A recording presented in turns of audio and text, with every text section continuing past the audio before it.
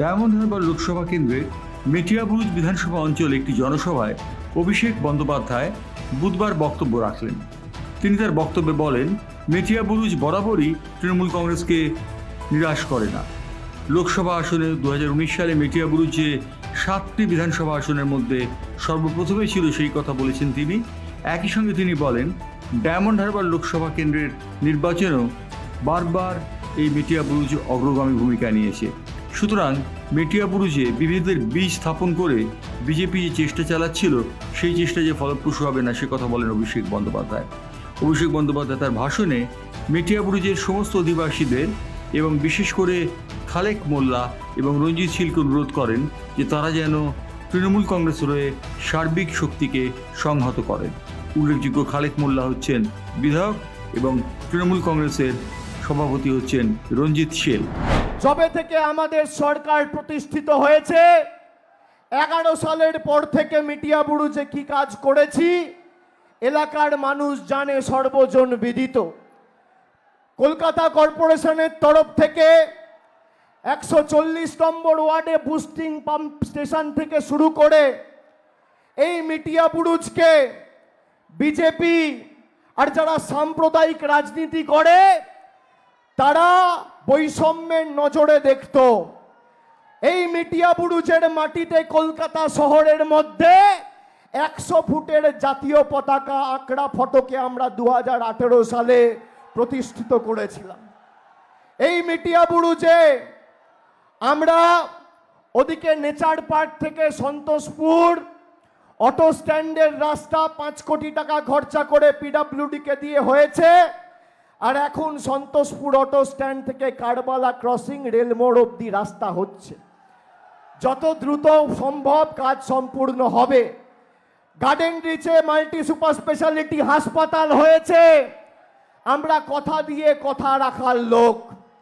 যারা ভেবেছিল বৈষম্যের বীজ বপন করে মেটিয়াবুরুজে অশান্তি করব, তারা তোলার পর থেকে বিজেপি সিপিএম এর এখানে একটা ফ্ল্যাগ, ফেস্টুন, ব্যানার, অনুবীক্ষণ যন্ত্র দিয়ে কেউ খুঁজে বার করতে পারবে না। এটাই হচ্ছে এলাকার মানুষের ক্ষমতা। এবং এই যে 2024-এর লোকসভা নির্বাচন, এই নির্বাচন শুধুমাত্র তৃণমূল প্রার্থীকে জেতানোর নির্বাচন নয়, মমতা ব্যানার্জির হাত শক্তিশালী করার নির্বাচন নয়। ভারতবর্ষের 10 বছর যে কেন্দ্রের সরকার রয়েছে, যারা গরিব মানুষের 100 দিনের টাকা থেকে বাড়ির টাকা, আবাসের টাকা, রাস্তার টাকা, সর্বশিক্ষা মিশনের টাকা, জলের টাকা সব বন্ধ করেছে, তাদের উচিত শিক্ষা দেওয়ার ভোট, প্রতিবাদের ভোট, প্রতিরোধের ভোট, প্রতিশোধের ভোট। যারা সিএ এনআরসি করে ভারতবর্ষের একটা সাম্প্রদায়িক বিভাজন করে বিচ্ছিন্নতাবাদীর রাজনীতি করে বাংলার মানুষকে বিভেদমূলক রাজনীতি করে বাংলার মানুষকে প্রতারিত করতে চেয়েছে, তাদের উচিত শিক্ষা দেওয়ার নির্বাচন। 2019 সালে যখন সিএ এনআরসি হয়েছিল, তখন আপনারা অনেকে ভেবেছিলেন এরপর কি হবে। আমি বলেছিলাম চিন্তা করবেন না, তার কারণ কেন্দ্রে মোদী সরকার আছে, কিন্তু এই বাংলায় আমাদের তৃণমূল এবং মমতা বন্দ্যোপাধ্যায়ের সরকার রয়েছে। যতদিন আমরা আছি আমরা বৈষম্যের রাজনীতি করতে দেব না। আমরা 2019-এ বলেছিলাম নো এনআরসি, নো সিএ, আজও একই কথা বলছি।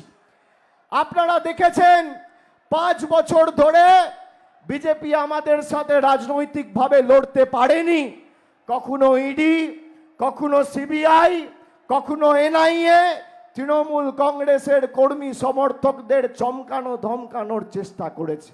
আরে আমরা ঘাস ফুলের দল, ঘাস যত কাটবে ঘাস তত বাড়বে, ঘাস কেটে শেষ করা যায় না। আর যত আঘাত করেছ তৃণমূল কংগ্রেস তত শক্তিশালী হয়েছে। এই ডায়মন্ড হারবার লোকসভা কেন্দ্রে বিজেপির প্রার্থী দিতে 1 মাস লেগেছে। কেন? এটা আমাদের ক্ষমতা নয়। মেটিয়াবুরুজ, ডায়মন্ড হারবার, ফলতা, সাতগাছিয়া, মহেশতলা, বিষ্ণুপুরের মানুষের ক্ষমতা। আমি আমার সীমাবদ্ধ সামর্থ্য অনুযায়ী চেষ্টা করেছি প্রত্যেকটা মানুষের বাড়িতে পরিষেবা পৌঁছে দেওয়া। আমরা বিশ্বাস করি বৈচিত্র্যের মধ্যে একতার মূল মন্ত্রে, নানা ভাষা, নানা মত, নানা পরিধান, বিবিধের মাঝে দেখো মিলন মহান। দুর্গাপুজোর সময় প্রায় 2000 ক্লাব কমিটিকে আমরা আর্থিক সাহায্য করে পাশে দাঁড়িয়েছি। গত 10 বছর ধরে আমরা পবিত্র রমজান মাসে প্রত্যেকটা মসজিদ কমিটিকে আর্থিক সাহায্য করে সহযোগিতার হাত বাড়িয়েছি। অন্যদিকে বড়দিনের সময় আমার খ্রিস্টান মা ভাইদের পাশে, মেলা কমিটিগুলোর পাশে আমরা দাঁড়িয়েছি। আপনার যখনই দুঃখে বিপদে প্রয়োজন পড়েছে তৃণমূল কংগ্রেস এসছে, অন্য কাউকে পাওয়া যায়নি। আজকে আমি আস্তে আস্তে শুনছিলাম 140 নম্বর ওয়ার্ডে আমাদের একজন কর্মী নাসিরউদ্দিন মোল্লা ফ্ল্যাগ লাগাতে গিয়ে মারা গেছে হিট স্ট্রোকে। আমরা চেয়েছিলাম নির্বাচন মার্চ এপ্রিলের মধ্যে হোক, কিন্তু গরিব মানুষকে শাস্তি দেবে বলে এই গরমের মধ্যে 7 দফায় নির্বাচন করেছে। আমাদের একজন সক্রিয় কর্মীকে আজকে আমরা হারিয়েছি।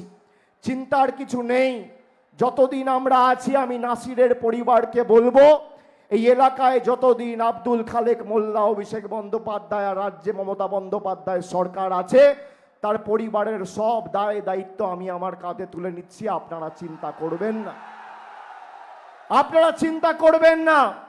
আমি বক্তব্য দীর্ঘায়িত করব না, এরপর নেত্রীর আরো কর্মসূচি আছে। আমি বক্তব্য খালি দুটো কথা বলে শেষ করব।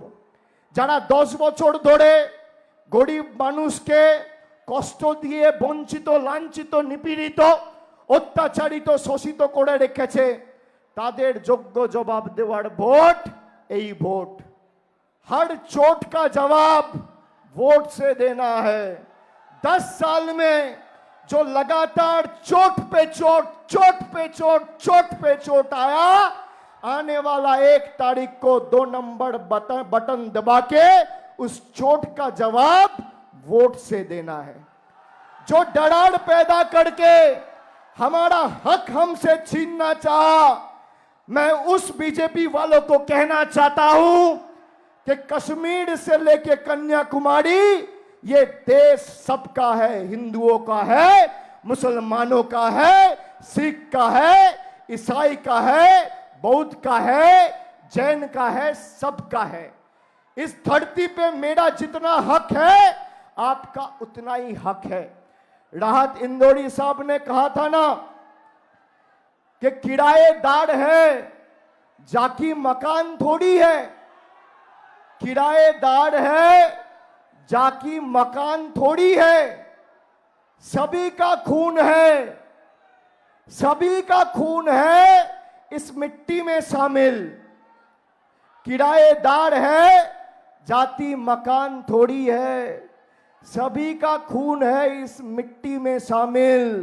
हिंदू, मुसलमान, सिख, ईसाई, सभी का खून है इस मिट्टी में शामिल। हिंदुस्तान किसी का बाप का थोड़ी है। ये धरती हमारा है, सबका है, हर हिंदुस्तानी का है, हर देशवासी का है।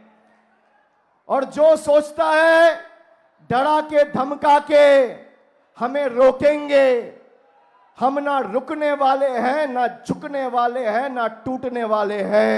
सत्ता से तुमको उखाड़ के 4 तारीख को फेंकने वाले हैं, ये याद रखना।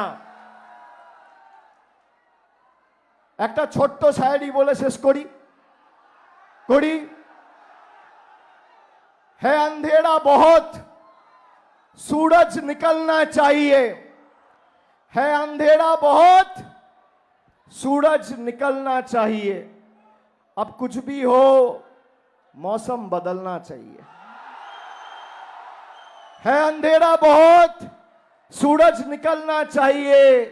अब कुछ भी हो, मौसम बदलना चाहिए। मौसम बदल गया है, धूप है। कौन सा महीना है? मई महीना में छाव आ गया, मौसम बदल चुके हैं, बीजेपी जा रहे हैं। है अंधेरा बहुत, सूरज निकलना चाहिए। अब कुछ भी हो, मौसम बदलना चाहिए। जो एक भाई को एक भाई से लड़ाए और हिंदू को मुसलमान से लड़ाए, उन बांग्ला विरोधियों का विसर्जन और जनाजा निकलना चाहिए। 4 तारीख को जवाब देंगे? जरा हाथ ऊपर करके बताइए, जवाब देंगे? एक साथ बोलिए, देंगे? मेरे साथ जोर से बोलिए, जय बांग्ला, জয় বাংলা। দিল্লিতে যেন কম্পন অনুভূতি হয়, বাংলা বিরোধীদের পায়ের তলার মাটি যেন সরে যায় আজকে বাংলার মানুষের আর মিডিয়া বুরুজের মানুষের গর্জনে।